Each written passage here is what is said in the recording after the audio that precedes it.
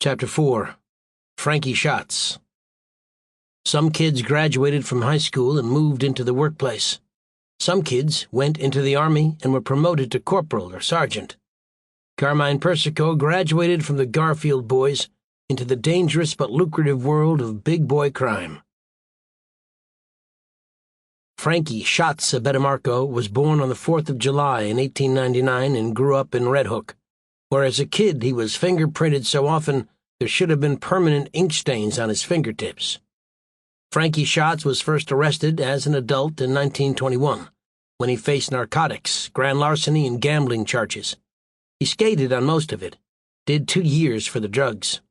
Now he was a 50-year-old man and ran rackets for the Profaci family, the guy in charge on President Street, the boss of the bank, where the Gallo brothers, Larry, Albert, a.k.a. Kid Blast, and Crazy Joey, were the big up-and-comers.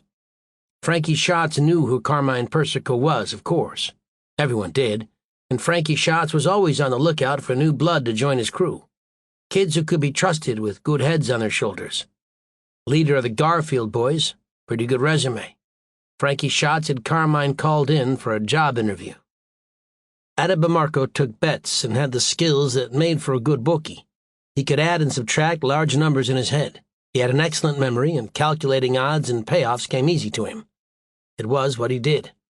During his first interview with the kid, he saw some of the same skills in Carmine, and knew the teenager was destined for greatness. Frankie appreciated both Carmine's smarts and his balls. Carmine was cool under pressure, and had no time for remorse. Frankie Shatz almost immediately put Carmine in charge of important operations, robberies, running numbers, and collecting debts, which sometimes included sending brutal messages. In addition to having a quick head for calculating, Carmine also demonstrated a certain zeal when it came to violence that turned him into Frankie Shatz's go-to for dishing out hurt.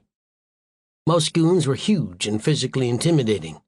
Carmine intimidated with that smirk, which he wore invariably even as he used a loaded-up nightstick to break kneecaps, ankles, and the occasional head. It was while working on Frankie Shatz's crew that Carmine became close with the Gallos. Not Albert so much, but Joey and Larry and Carmine were blood brothers, running numbers, collecting debts, hurting people, and going out together on scores. During this time, Carmine was arrested more than a dozen times. Numbers, craps, loans, burglary, assault, but had the full backing of the Profaci family legal team.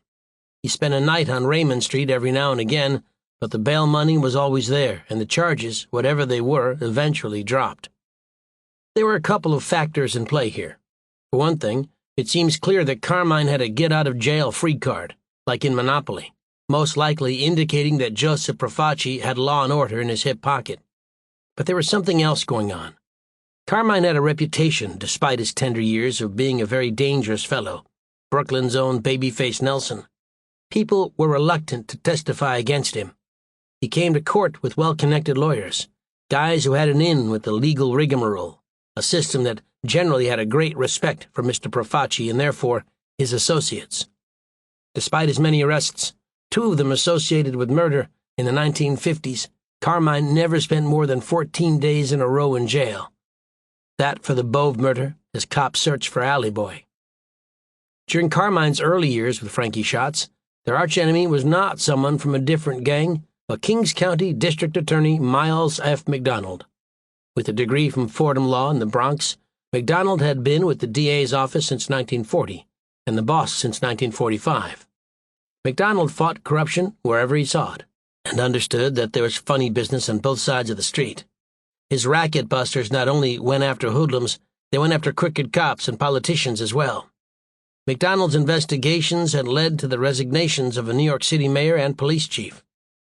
In March 1952, the DA's attentions turned to South Brooklyn and raided Frankie Shatz's $2.5 million policy ring, his numbers racket.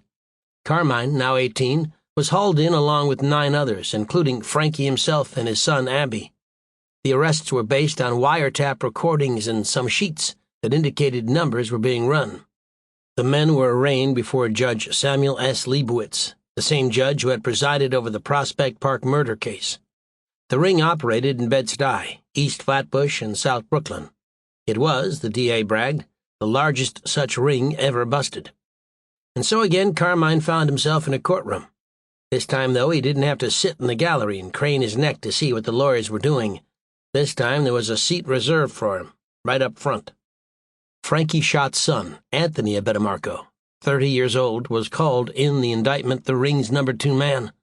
The DA told reporters that Anthony, called Abby by his friends, including my dad, was arrested with $2,500 on him. Judge Leibowitz described the roll as big enough to choke an elephant. Abby had recently purchased a new Lincoln, although he lacked a visible means of support. "Where'd you get all the money, Anthony?" the DA asked. "I get a monthly pension check from the government," Abby replied. "That it?" "I shoot crap once in a while." Anthony's dad had a similar method of explaining his income. He said he had no business and made a living just maneuvering around, making bets, winning and losing. Frankie and some of the older members of the crew were held on upwards of $100,000 bail. When it was Carmine Persico's turn to be arraigned, Judge Leibowitz softened as he looked down upon what appeared to be a harmless rapscallion. The judge remarked, "Why, he's just a kid." But Assistant District Attorney Julius Helfand advised Judge Leibowitz not to take Carmine lightly, that despite his tender years, he had many arrests under his belt, twice in connection with homicides. Authorities had never been able to place Carmine's finger on the trigger, so to speak, but bad things tended to happen in Carmine's vicinity. Taking that into consideration, the judge ordered Carmine held on $10,000 bail. Also arrested in the raid were Joey and Larry Gallo, 23 and 24 years old at the time. Indictments described them as collectors for the ring. They lived on East 4th Street, in the Kensington section of Brooklyn, but they had their headquarters on President Street in Red Hook. Larry was found to be in possession of 2 Port Patrol badges, entitling him to admission to the piers, and 20 brand-new suits of clothes, estimated to be worth $75 apiece. The suits were established to have been the proceeds of a recent warehouse burglary in Manhattan. Carmine walked on the deal as usual, but during the summer of 1952, the Abbatemarcos, father and son, pleaded guilty to the policy charges. Frank got a year at Rikers, Anthony 9 months. As the tumultuous junior worked his way through young adulthood, his life expectancy seemed pretty short. Nonetheless, Carmine was becoming a young family man. He met a gorgeous brunette named Joyce Smaldone, married her in a church wedding, and in 1954 they had their first child, named Alphonse Theodore, in honor of Carmine's brothers. A daughter and 2 more sons followed. The boys were Lawrence, born 1955, and Michael, 1957. Carmine was now fully into adulthood, yet the world of teen violence he left behind continued to make headlines in Brooklyn. Within days of Carmine and Joyce's wedding, 2 Park Slope teenagers shocked the borough by kicking to death the man who had criticized their manners. When the Gallos went on TV in 1958 to testify before a Senate Rackets Committee, they earned instant fame. Joey in particular gained superstar status, wearing sunglasses and chewing gum as he was questioned by the camera-hog politicians. The committee said the Gallos were heirs to Murder, Inc. Every time you put a coin in a machine in NYC, jukebox, cigarettes, laundromat, the Gallos got a piece. Kings of the Hill in Red Hook on President Street, last block before you hit the piers.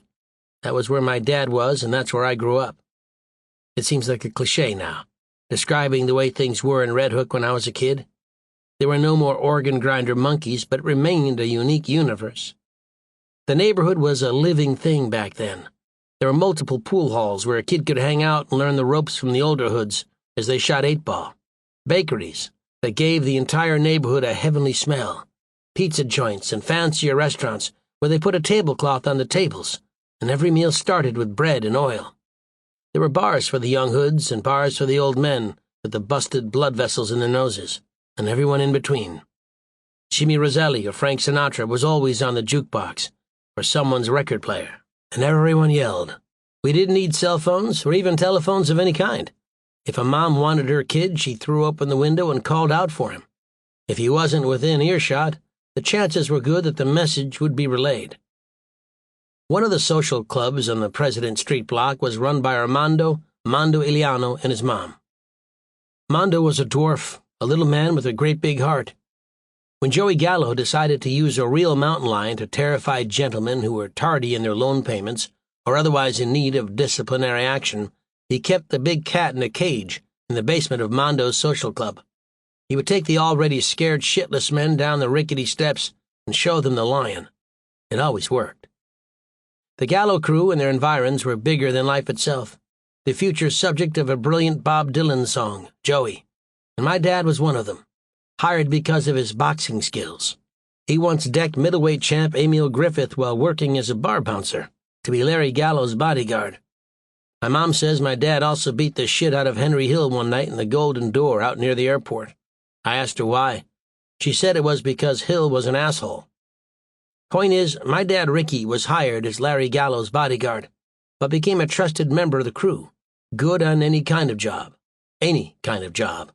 If the Gallos had been able to give buttons, my dad would have been a made man like that. But the buttons were in Joseph Profaci's control, and membership was sealed because some of the bosses were selling buttons, which was not the Sicilian thing to do. Everything that happened back in those days, Ricky DiMatteo was there, and he knew Carmine Persico as a friend, a brother, and eventually as a snake. I've read, albeit in a Chicago daily, that Carmine was called Snake because he slithered out of tough spots. Bullshit.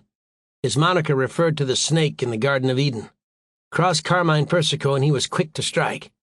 Hell, life was war, and he was quick to strike even those that hadn't crossed him, those that were simply in his way.